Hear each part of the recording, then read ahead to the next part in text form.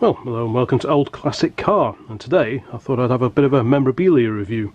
And here it is a sales catalogue for Hobdays, Silent Traveller. I think they were based, the head office is down in London, and this dates to 1939, February 20th, 1939.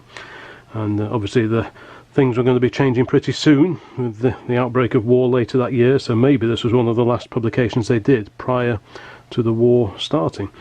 I thought it would just be quite interesting just to do a quick review of this publication, just to give an idea of the accessories, tools, gizmos, gadgets, etc. that were available to motorists in the 1930s. So let's just have a quick flick through and just see what gems we can find in here. We've got some battery chargers, oilers. Here is the Schrader spark plug pump. And the idea was you'd whip out one of your spark plugs, put that in, and then you could pump up your tyre or a mattress, airbed, etc. using the engine running. And here we have the new Gordon battery charger, constructed of metal throughout and employs metal rectification. And it's quite a handy unit. This mounted on the wall or on the ceiling, as the illustration shows. One end you would plug into a light fitting, i.e. this one, and that one you would plug into a socket on the dashboard. So if the battery was particularly inaccessible, perhaps under the passenger seat or something like that, you wouldn't have to go ferreting it out, trying to pull it out just to charge it up. This handy little gadget made life a whole lot easier, I would have thought. So let's just see what other temptations there were for motorists in 1939. All manner of gems in here, because of course back in these days cars were designed to be worked on at home by mechanics or sort of enthusiastic amateurs, if you like. They were put together by humans and they were fixable by humans. And weekends regularly you would see people on the driveways fiddling, greasing, doing a decoke, etc. on their car. So we've got a few more goodies over here. Who remembers these brake cable adjusters, designed to take up stretch within old brake cables? I remember using those on the Triumph Spitfire that I once had. We've got a few other bits and bobs here. The Dreadnought bumper guards. Got a very nice oil can here. And Nubo assorted door buffers to clip on the edge of your door. Let's keep going over here. See what we can see. Union nuts and nipples, all sort of boxes of handy consumables that you might need while you've got your car in pieces. The cosy car seat covers, the Medlock car seat covers made from soft spun Egyptian yarn. Most cars had leather seats back then, so cosy material seat coverings may have been quite welcome, especially in the winter. And then we've got the Berkshire adjustable speed warning indicator.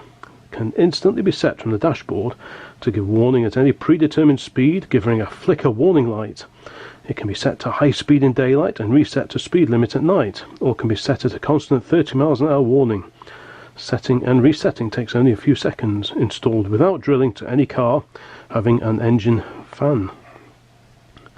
And there is a diagram showing how this particular ingenious contraption would be installed. I'll have a closer look at that, I think. And here we have a low priced foot pump. At least they were honest. 10 and 6, 10 and 9 rather. Okay. So let's keep going. Over here we have Capital high-grade batteries made of finest quality materials. A super quality acid-proof apron. I could have done one of those when I dropped a battery on my foot once and it spilled battery acid all over my trousers. So I could have done with one of those. Then we have Capital dependable engine oil. Hobday Brothers special engine oil, large tins of that. Some very nice tins here, which would be quite collectible in their own right now. Stern All XL motor oil, Hardy Spice and non-separator grease for mechanical universal joints revolving at high speed.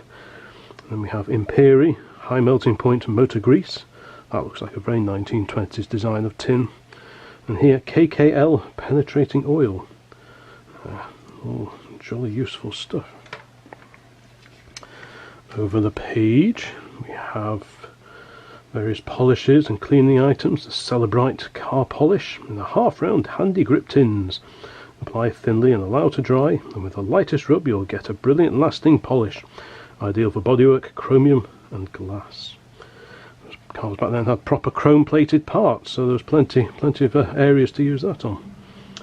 Over here we have some extra paints, Robialac touch up black, etc, etc, 9 Elms paint and enamel cleaner. And then we have Durex masking tape. Now this is something I've actually featured on the website before, because obviously this particular brand is known for certain products nowadays, but back then it was a brand of masking tape. Very strong and yet so flexible that it will take up the shape of any moulding or angle.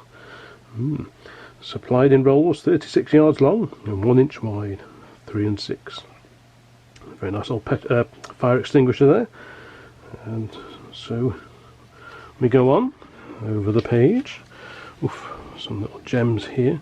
The barnacle universal lamp for clipping on the top of your window when you're parked. We've got the very large no-tech non-glaring fog and traffic lamp. Various Jubilee clips. Always nice to have proper Jubilee clips. Solve your luggage problems this Easter with a Berkshire carry-all, designed to carry your clobber on the roof of your motor car. And over here we have the new Philco Car Radio.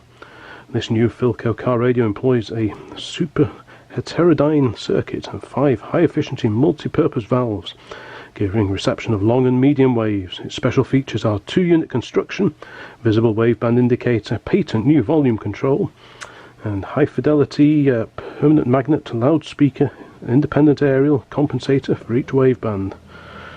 No rigid control cables, 1 flexible electric wire only. So there you have it. If you wanted tunes on the move, the Philco is there for you. £9, 11 shillings and 1 pence. Valor hydrant chemical fire extinguisher here. So Hobdays had something for everyone here. The 1930s motorist didn't want for much when they stepped through the doorway of Hobdays, that's for sure. Again, more tools, drills, socket sets and so on, presses, hub puller, an electric valve lapper if you were routinely doing engine decokes, something like that may have come in useful. Various other consumables, a gear oil dispenser and a bond top wing pad.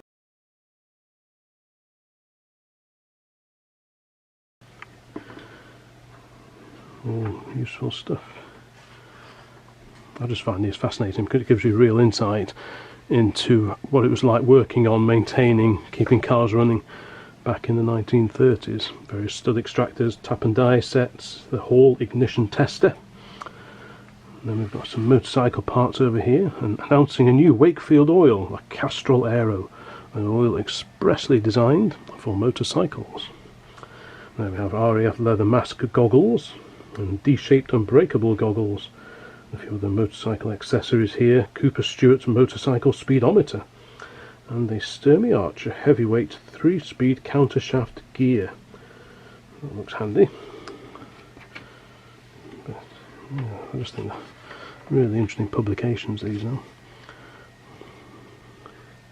Again, some useful accessories here, lamps, rear view mirrors, a horn, a pillion seat for your motorcycle, a silencer or exhaust tube guard so you don't get burnt.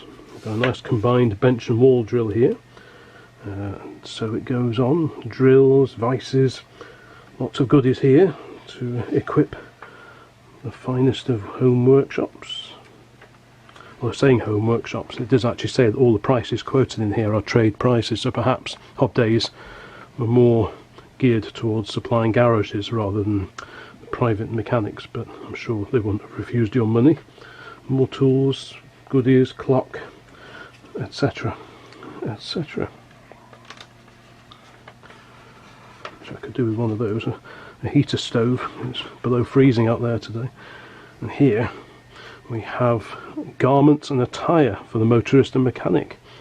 Whether we've got a combination suit here, a warehouse coat, the Hobday gents leather coat, jolly nice, the Romax steering wheel glove to keep your hands warm, very good, garage suits, gents cardigan coats and owner drivers gloves, very nice.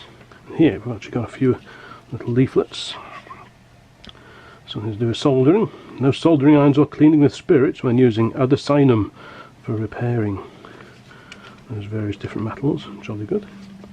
Use Quicksol for rapid soldering. Apply a spot of paste to the object to be soldered, heat with a match, spirit lamp or flame, and clean the joint with dry cloth. Again, these may be a little earlier than the catalogue itself, that's 1939, but I suspect this is actually slightly earlier. And we've got a leaflet here for Wakefield patent taps for drums and barrels. There's some very nice Castrols on the side, a quick flow tap and a Wakefield patent locking tap. Stop people pilfering your oils, I would imagine. Yep, CC Wakefield & Co, Wakefield House, Cheapside of London. Over here, oof, very nice. Various oil drums, etc, etc. Very desirable things now. Here we go. We got, not quite sure what's going on here. Just shows you how to fit the locking tap to the drum of Castrol oils. Very good. And over here, on the inside of the back page, we have an advert for Union car covers. Not car covers, but car tyres is what they mean. Loads of cross-ply tyres here. Late 30s streamlined car in the illustration. Got giant covers, motorcycle covers, normal car covers. Continental tyres. And on the back page there's also an advert for Continental tyres, a brand that's still very much around and with us today. So this, like I say, is just a quick shufty at an accessories catalogue for the late 1930s. Hope this was of interest. If you like memorabilia, like this kind of thing, please let me know in the comments, and like the video, subscribe to the channel if you want to be notified of any further updates, and yeah, thanks for watching. Bye bye.